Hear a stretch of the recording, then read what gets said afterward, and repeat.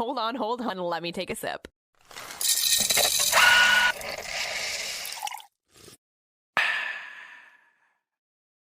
All right, I got to do that, actually. Good morning. I'm taking your advice, Tori. I'm taking a sip. How the hell are you? Oh, it's Thursday leading up to a holiday weekend. It feels like I'm trying to squeeze as many things possible in a very short amount of time. It's also a full moon. Oh. And I'm feeling every ounce of it. I don't know about you. Okay. Yes, that explains so much. Right? It was even yesterday where I was sitting there trying to catch up with my girlfriend who had a big dramatic day today ahead of her, and she was stressed out. And one of our friends leans over and she's like, "It is a full moon, I'm like, "Oh my God, say no more." Every ounce of that, we're having it right now. It's so unfortunate. Uh-huh. And I know what happens and we're equipped to handle it, but also ugh. It's not really what I needed, a holiday weekend. No, that's cataclysmic energy that I just don't need in my life. Yeah, customers are always the worst on a full moon. So now I'm just dreading the next couple of days. Yeah, people, just pack your patience, everybody, and remind yourself full moon energy is out there. That's 100% what it is. Yeah. I'm just anticipating every table destroyed, every fitting room full with buckets of clothes inside out. I forget you do retail, and I can't imagine that's a special kind of hell when it comes to holiday anythings. I'm sorry. Yeah. Yeah, I don't have much to say other than that. Yeah, the answer is yeah. It's funny because so much of my job now is not working with the customer base. Yeah. Which is great. I'm up that ladder. But it just makes when I do work with the customers 18 times worse because I have no other patience. And it's not their fault. They're looking at me like you're the girl helping me with my jeans. And I'm looking at them like I have 40 other things to do than helping you with your jeans. Right. Listen, heathens, stop messing piles. Why are you trying to squeeze into a 2? You're clearly at 14. That's not gonna work for you. So I just the patience is slimmer. Yeah. And it's only going to get worse. It's just as you said, the combo between the moon and the holiday weekend. I did have a super mom moment this morning, opening my eyes, getting an inbox from yesterday. Lily with her cap and gown, which had me in my feelings, was dropped off at the elementary school because she was honoring one of her mentors as a teacher who's retiring, Suzanne Cogswell. It was really cute. They taped it for Mashpee TV. And once again, she looks too little to be in her cap and gown.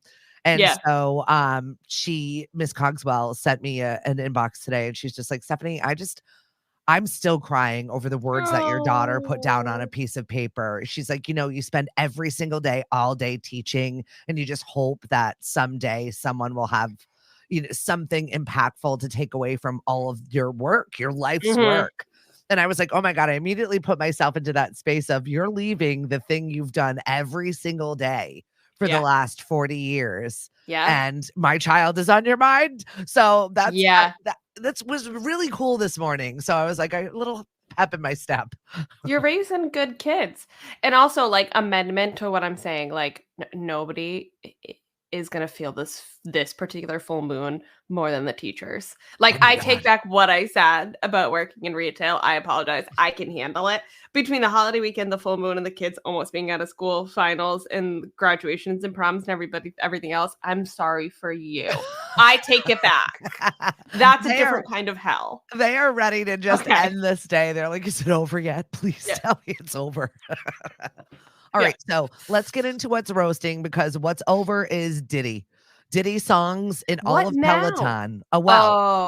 Peloton announcing that they're cutting all Diddy music out of their classes, but more legal troubles for Diddy as a former model now claims that she was drugged and assaulted in 2003. He's pulling Cosby shit at this point.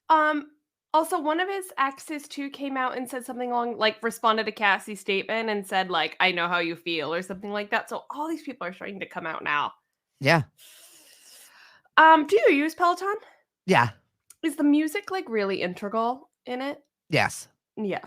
For me, for the classes, for sure. But I'm not going to be thrown. They'll just go back and edit out most of the things and then just not do it in any of the live shows. I never do any of the live jogs or rows anyway. I'm not A one of those live culty jog, people. that sounds like a nightmare. Sorry. I pick the thing that I want to do, and usually it's current. Yeah. But it's not, I don't need to like be there on their schedule when the lives are so they can say my name out loud when I'm spinning. Like that's not necessary for me. That's a thing. I like don't know Peloton culture. It's not on my Have a couple of gym friends that do it only when they're doing the live things because they're like, well, what's the point? Oh. A workout Well, yeah. on my Interesting. schedule. So I don't think it's that big of a deal for them to lose Diddy's No. music, but then also like good stand. I hope we follow suit, but also like you weren't before. Like it took until the apology video for you to come out and say something like or announce it. I just feel like this maybe was an announcement that should have happened. Oh, 5, yeah. 6 Trust me, their months ago. stocks are not doing well at this point. I feel like it's Well, just is one the of those. company going broke? Yeah. They keep closing stores and Well, because they did so great during pandemic, right? Everybody needed them during pandemic. Their rise to this status because Yeah. you had something to do with your brain during that. overpriced stationary bikes. Yeah, it was like crazy. And now everyone's like, "Oh, I can go outside. I'll do that." Yeah. I'm sure the classes will do well, but it just feels like the facility and the equipment cost to profit is probably the margin there is probably not great. Yeah. Um, Well, well, I just feel like at this point, if you're gonna be an ally, that you should just stop using it or stop doing it, and then you don't need to make an announcement publicly. I don't mind that you made an announcement. I feel weird that you made an announcement like you're taking a stand, but that stand should have been 6 months ago. Right. That's where I'm like, now it feels like a marketing ploy. Yes. Like I would have been happy if you said this 6 months ago. You could have been on the pulse of things, and now you're just embarrassing yourself. Right. Speaking of embarrassing yourself, I kind of laughed at this story. Andrew Scott explains the inspiration for the Tortured Man Club. I guess they've got a group chat going on with Joe Alwyn and Paul Mescal. Yeah, so this was the rumored inspiration for the name of the album and for the song. Although now we know later that like there's a lot of Maddie Healy in there and blah blah blah.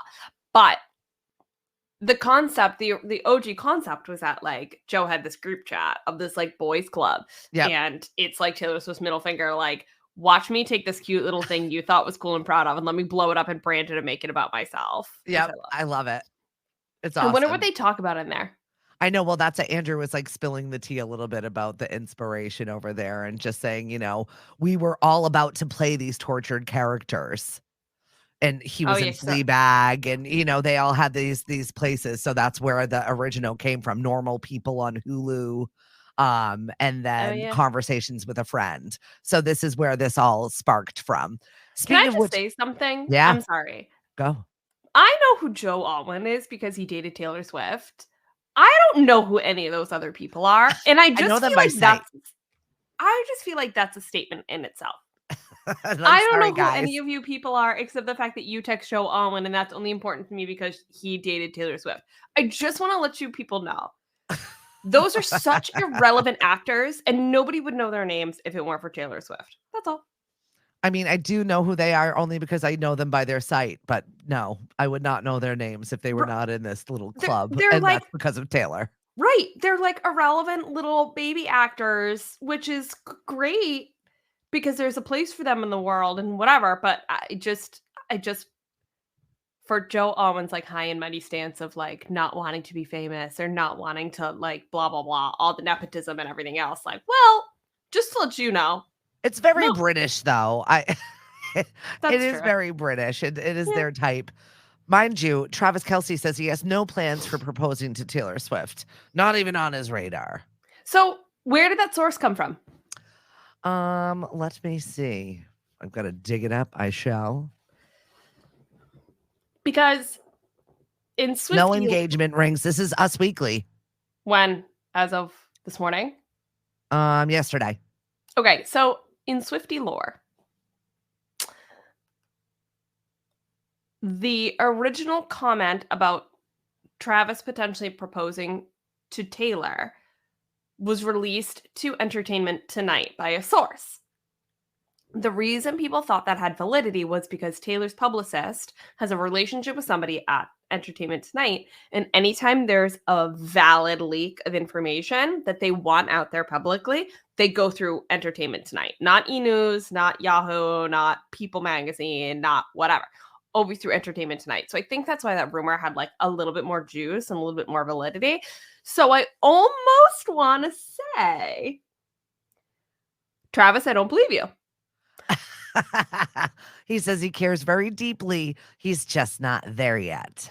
Yeah, I think it's weird for him to come out and say that, like, I'm not going to propose to her. I think that's a bad move, and I hope that doesn't get public, because they're just going to make more money off this little and once again, spiral. we get this little nugget of what was actually said and how it was said, so we don't know, and we really can't judge.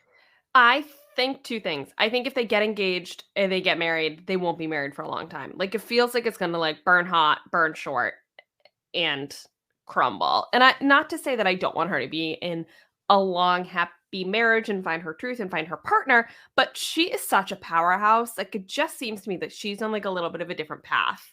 So I don't anticipate and wouldn't expect her to have like a normal grounding moment, like a marriage. That's totally functional and lifelong. And I don't feel the seriousness of this right now. I feel like it's still like very playful and very new, and they're enjoying it. So stop rushing the marriage on everybody. Yeah, I agree. I just also don't think that he's not thinking about it. Like, I think the fact that he said we're not there yet is like a little like you're then you are thinking about it. Right. Like, you're not 35 and dating seriously somebody for almost a year and not thinking about it. Well, we're going to find out. We'll have to see. So I guess the judge has halted the Graceland sale. Riley Keough slammed foreclosure attempts. I don't know what's going on with this estate. Okay. I tried to like read a little bit into this story, and maybe we should do a little bit more research, because it's very confusing, right? It had something to do with her. It's not her mother, it's her grandmother. Her mother died, right? Yeah, it's her grandmother. Priscilla's the worst right now. Yeah, she contested the will originally, right? And tried to get the estate back.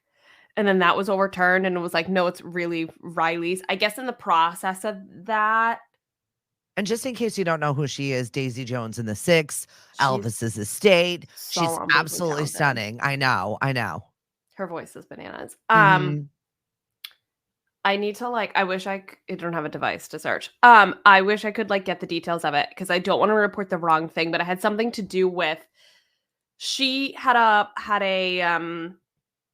the grandmother, Priscilla, went to a bank, but the bank was kind of fraudulent. It was like a credit source. Well, she's broke. She's a notorious spender. So she, I think, used the estate as like a collateral bank loans. Yes, like a loan security. Okay, yeah. And then it was contested that it wasn't really hers. Then it went to Riley, and then the credit source came back and was like, "Well, you've been delinquent in your payments, so actually now it's mine." And Riley's like, I've been the sole owner. I didn't get any of that money. That has nothing to do with me. And by the way, your credit source, whatever this is potentially fraudulent, because it's not real. It's not a real bank. It's not a real thing. And if you come near me or come near my group, my party, my land, I'm getting a restraining order. Well, and also the judge in Tennessee was like, basically the estate is considered unique under Tennessee law.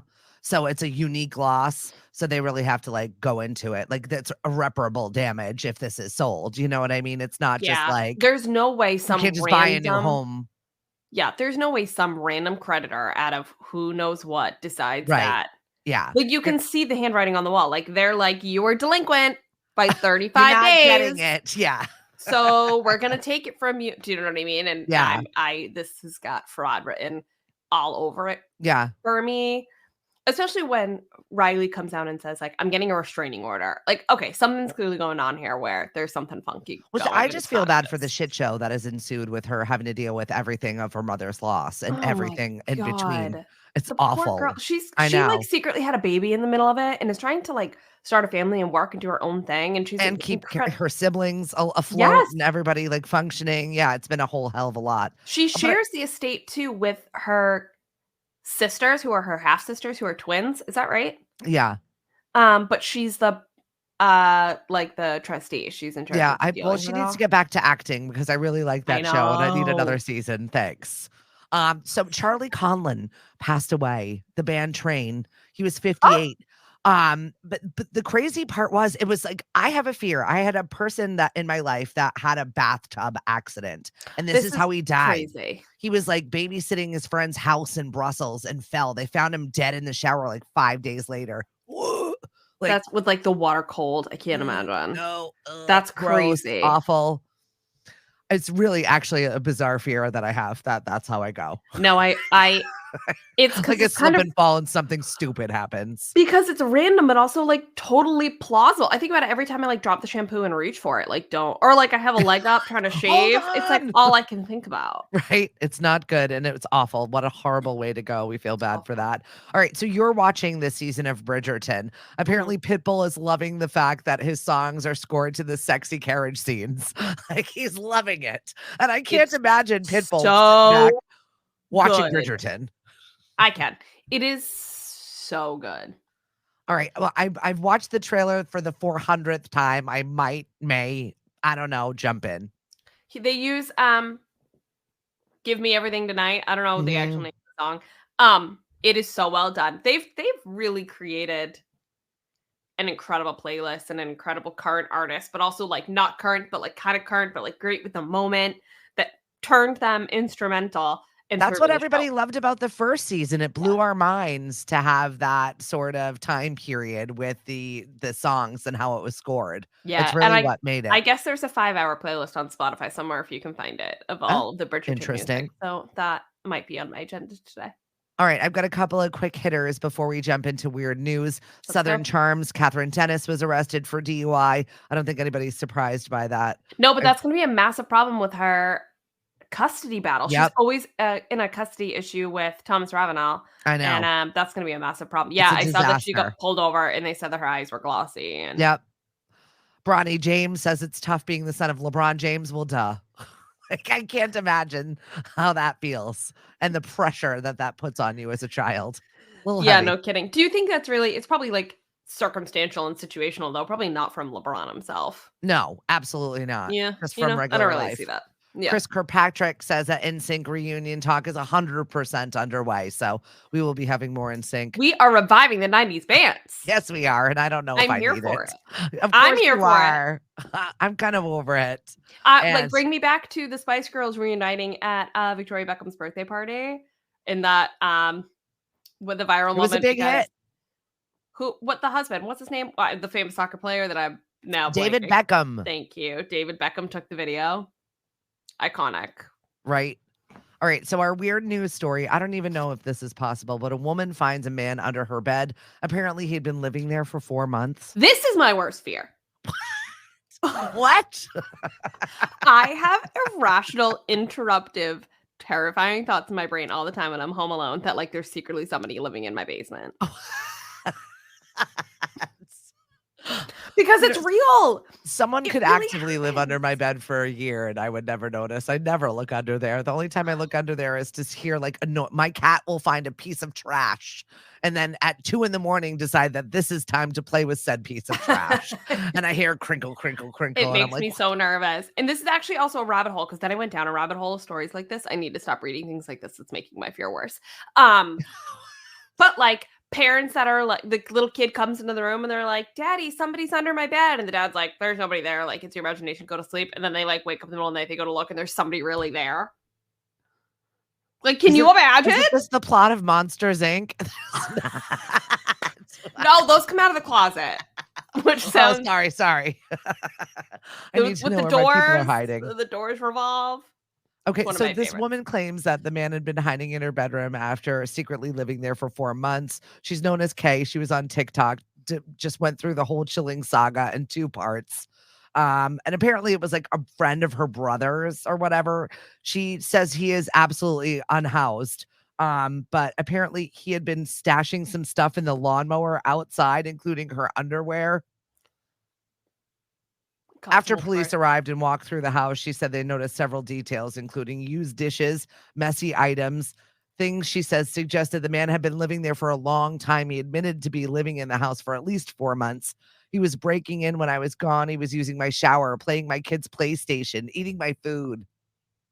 How do you not notice that? She said, well, once again, it was like a noise she heard. She hopped up in bed. She thought it was a mouse or something like that. And no. She said, I leaned over the side of my bed to see blue jeans, black socks sticking out from underneath my bed. I would burn the house down. I'm out. All I could say is thank God she's alive. I'd be worried about dying in that moment. Yeah, and I think he was just, getting a warm meal and finding a free place to stay. That's psycho. I do not understand. Great. So worst fear actualized in somebody else's life, which means it's possible. Everybody check under your bed tonight. You're welcome. Oh, no. Well, you have a great weekend. Get perky with us Tuesdays and Thursdays. Find us on Facebook, Twitter, and Instagram. The First Shot Morning Show. Have a wonderful holiday weekend. The official start of summer here on Cape Cod. It begins. So does the traffic. Take extra time going wherever you're going. Enjoy. Check under your beds. Bye-bye now. The First Shot Morning Show is produced by Lemonadio. When life gives you lemons, make radio. We encourage everyone to listen happier.com.